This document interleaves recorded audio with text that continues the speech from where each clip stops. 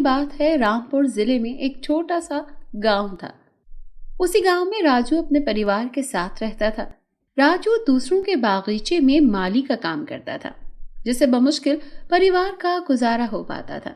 उनके परिवार में पत्नी और 3 बच्चे थे, मीना, सोनाक्षी और विक्की।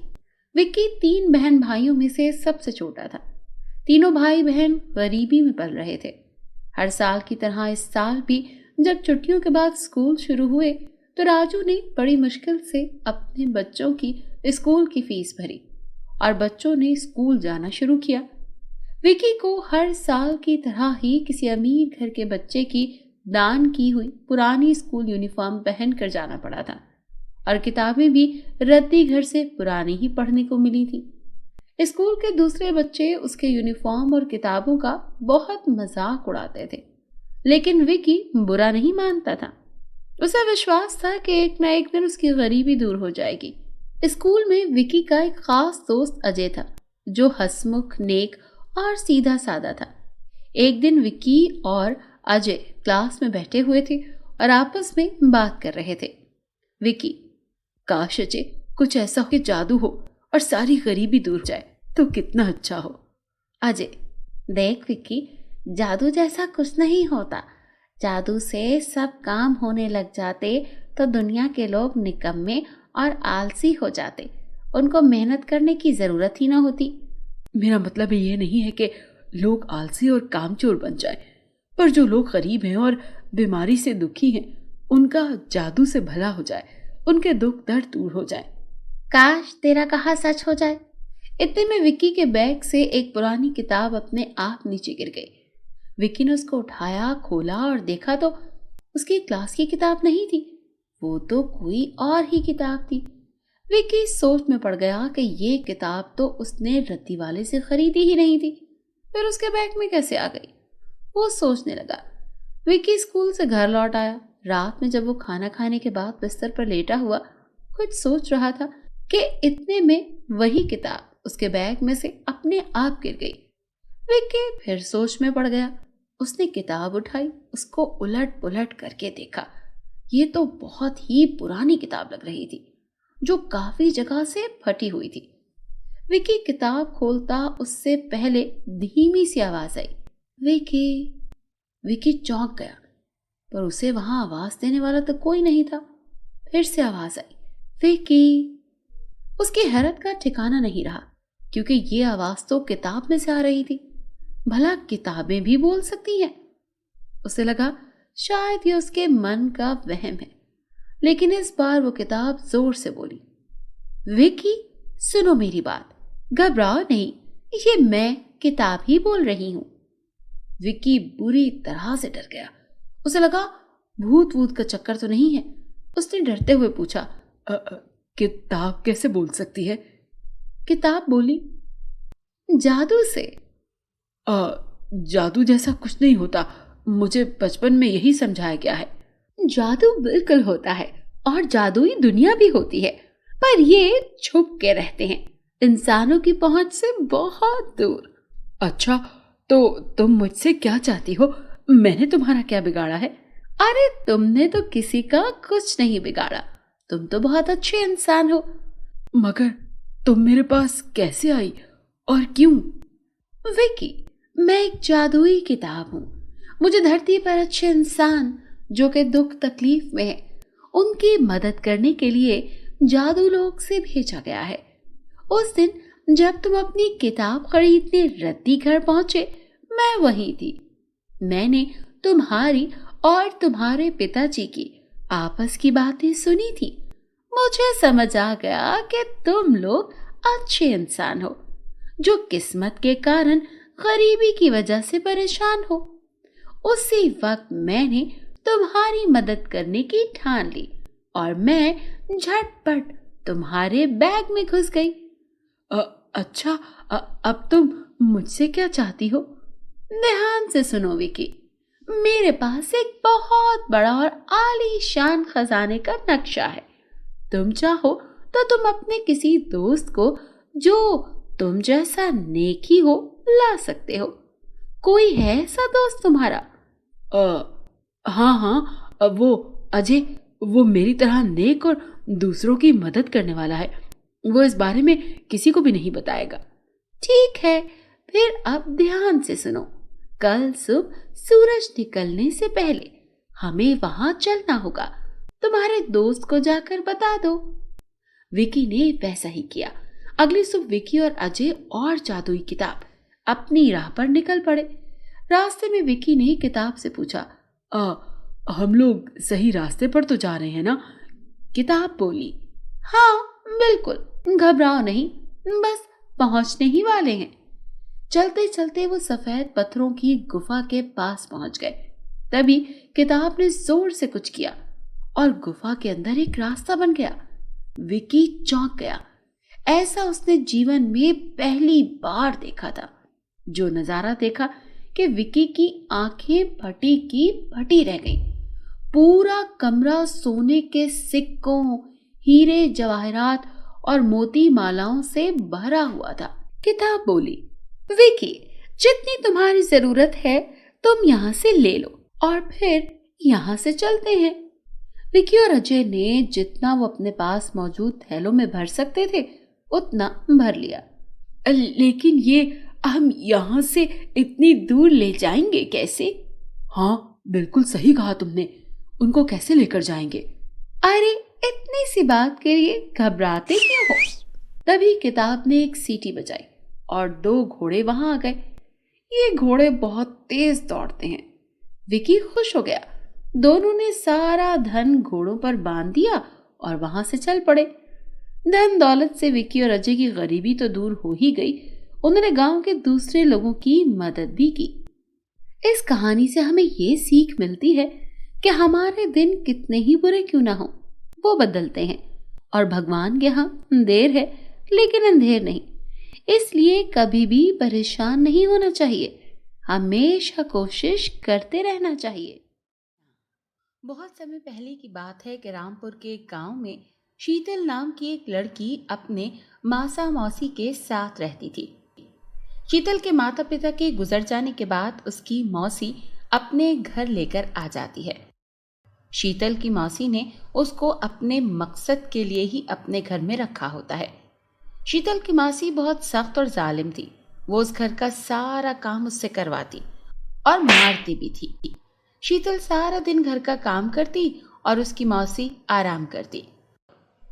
मौसी बहुत ही गुस्सा करती है और शीतल को सिर्फ दिन में 1 वक्त का खाना देती है और जब वो कुछ कहती तो उसको मारती। और जब उसकी मौसी के यहाँ कोई मेहमान आता, उसके सामने बड़े प्यार से शीतल से बातें करती और जाहिर करती कि वो कितनी दिलवाली और अच्छी है। मौसी बड़े प्यार से, अरे शीतल, आराम करो, मैं सफाई कर लूंगी। एक दिन शीतल घर की सफाई कर रही होती है तो मौसी आ जाती है और गुस्से से चिल्लाते हुए कहती है, सारा काम अच्छे से करना महारानी, और हाँ, खाना देख लेना कहीं जल ना जाए, मैं बाजार जा रही हूँ। और मौसी वहां से बाजार चली जाती है। यूं ही वक्त गुजरता है और शीतल मौसी के घर का काम करती है और जुल्म बर्दाश्त करती है। एक दिन मौसी अपने कमरे में बैठी होती है तो शीतल उसके पास आ जाती है। शीतल, मौसी, मेरे पास कपड़े नहीं हैं, सारे खराब हो गए हैं। मौसी, हाँ तो कह तो ऐसे रही हो जैसे तेरे माँ बाबा ने खजाना छोड़कर गए हैं मेरे लिए। महारानी को नए कपड़े चाहिए, वैसे ही गुजारा मुश्किल से होता है। और तो मैं तुझको तरस खाकर यहाँ पर लाई थी, पर तेरी तो फरमाइशें ही खत्म नहीं होती। और शीतल को थप्पड़ मार देती है। दफा हो जाए यहाँ से, मेरा मुंह क्या देख रही है। एक दिन मौसी अपने कमरे में बैठी होती है तो सोचती है, बहुत महंगाई हो गई है, क्या करूं। मौसी सोचते हुए, हाँ, क्यों ना इस मनहूस को काम पर लगा दिया जाए, इससे घर में पैसे भी आएंगे और इस मनहूस की शक्ल भी नहीं देखनी पड़ेगी।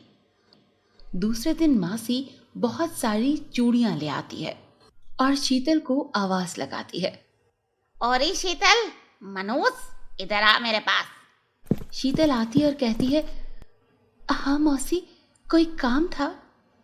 कल से तू बाजार में जाकर चूड़ियां बेच कर आना। अरे भाई, बहुत महंगाई हो गई है। मौसी, मैं इसे कहाँ बेचूंगी? अरे मनहूस, कमाएगी नहीं तो खाना कहाँ से मिलेगा? तेरा बाप मुझे खजाना देकर नहीं गया। और हाँ, सारे पैसे मुझे ला कर देगी तू, और पैसे कम हुए तो घर से धक्के मार कर निकाल दूंगी। शीतल मासी की बातें सुनकर वहां से चली जाती है। अगले दिन शीतल सुबह चूड़ियां बेचने निकल जाती है और शाम को थक हार कर घर वापस आती है और मौसी को सारे पैसे देती है। मौसी कहती है, अरे खड़े खड़े मेरा मुंह क्या देख रही है? जाकर घर का काम कर। खाना भी नहीं बना कर गई। और हाँ, कल से घर की सफाई और खाना बना कर जाना। शीतल वहां से चली जाती है और मासी पैसे गिनने लगती है, वो भी खुशी खुशी। शीतल रात को अपने कमरे में सोचते हुए कहती है, ऐ भगवान, मेरे साथ ऐसा क्यों हो रहा है? मेरे माता पिता को क्यों ले गया तू? और रोने लगती है। शीतल और चूड़ियां बेचने जाती है और जिस दिन चूड़ियां नहीं बिकती तो मौसी शीतल पर गुस्सा करती है और उसको खाने को नहीं देती। वक्त यूं ही गुजरता रहा। शीतल रोज सुबह चूड़ियां बेचने जाती और शाम को सारे पैसे लाकर मासी को दे देती और फिर घर के काम में लग जाती। फिर एक दिन शीतल शाम को चूड़ियां बेचकर आ रही थी कि रास्ते में शीतल को एक बूढ़ी औरत बैठी हुई मिलती है। बूढ़ी, बेटा, मुझे भूख लगी है, मेरी मदद करो, खुदा तुम्हारा भला करेगा। उसकी मदद करती है। बूढ़ी, बेटा, तुम बहुत अच्छी हो, खुदा तुम्हारा भला करे। शीतल, माँ जी, मेरे लिए दुआ करना बस। और शीतल वहां से चली जाती है और जब घर पहुंचती है तो मासी को पैसे देकर अपने कमरे में चली जाती है। मौसी पैसे गिनने लगती है। मौसी गुस्से से चिल्लाकर शीतल को आवाज लगाती है, अरे मनोज, शीतल इधर आ। शीतल डरते हुए, हाँ मौसी। आज फिर पैसे कम क्यों हैं? शीतल उसको बूढ़ी औरत वाली बात बताती है। मौसी गुस्से से, मैंने यतीम खाना खोल रखा है, चल जा, दफा हो जा यहाँ से, और आज के बाद तुझे खाना भी नहीं मिलेगा अगर ऐसी हरकतें की तो। शीतल अपने कमरे में भूखी रोते हुए सो जाती है। यूं ही कुछ दिन गुजरते हैं। शीतल रोज सुबह घर का काम करके चूड़ियां बेचने जाती है और एक दिन शाम को जब शीतल अपने घर जा रही होती है तो रास्ते में उसे वही बूढ़ी औरत मिलती है। बूढ़ी औरत, बेटा, मेरी मदद करो, खुदा तुम्हारा भला करेगा। शीतल, मैं आपकी आज मदद नहीं कर सकती क्योंकि पैसे कम देने पर मौसी मुझे मारती है और खाना भी नहीं देती। ये कहकर शीतल रोने लगती है। ये औरत परी का रूप धार लेती है। शीतल घबराते हुए, आप कौन है? मुझे जाने दो प्लीज। परी शीतल से कहती है, घबराओ नहीं शीतल, मैं शबाना परी हूँ।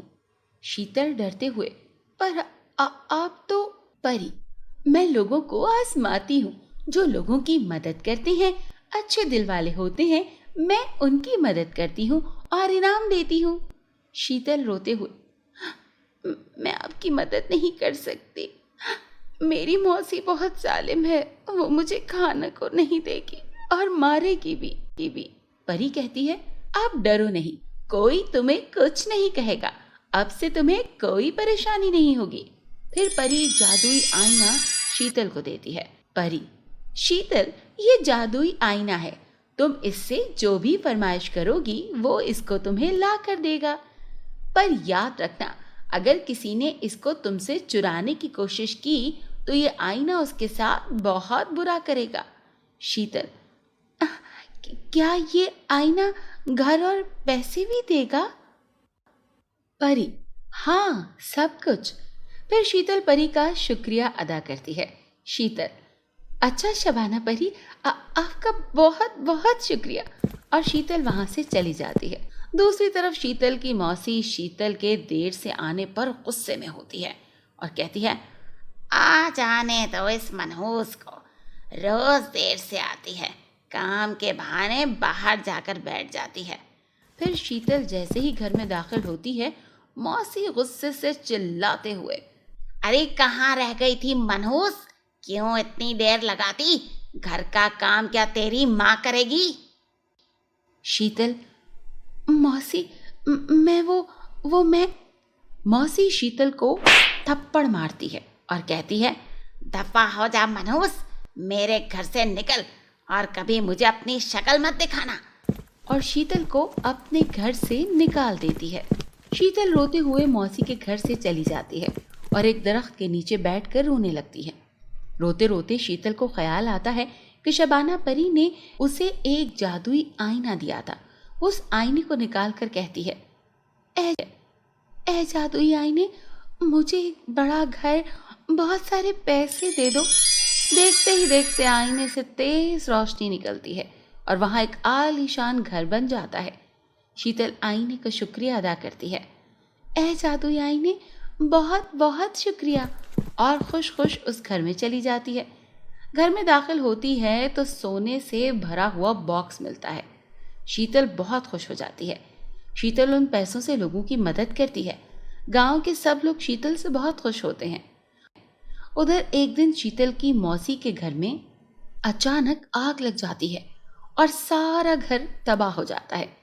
शीतल की मौसी बेयारो मददगार रोड पर भीख मांगने पर मजबूर हो जाती है। बाजार में लोग आ जा रहे होते हैं और शीतल की मौसी, मेरी मदद करो, खुदा के लिए मेरी मदद करो। एक दिन शीतल वहां से गुजर रही होती है तो मौसी को देखकर रुक जाती है।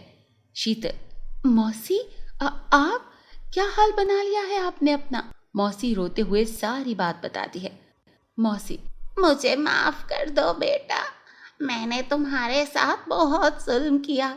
शीतल, नहीं नहीं मौसी, ऐसी कोई बात नहीं। आपने मुझे अपने घर में रखा, जिस पर मैं आपकी शुक्रगुजार हूँ।